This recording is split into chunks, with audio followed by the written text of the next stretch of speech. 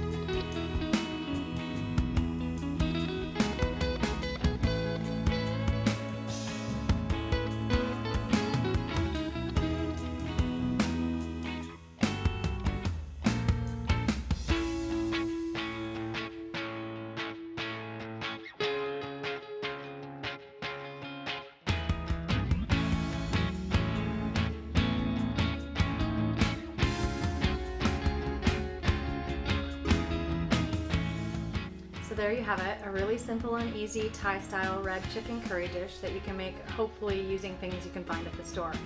If you need to make any substitutions or you just want to share your pictures because you tried this at home, you can find me at UCLA Teaching Kitchen on Instagram.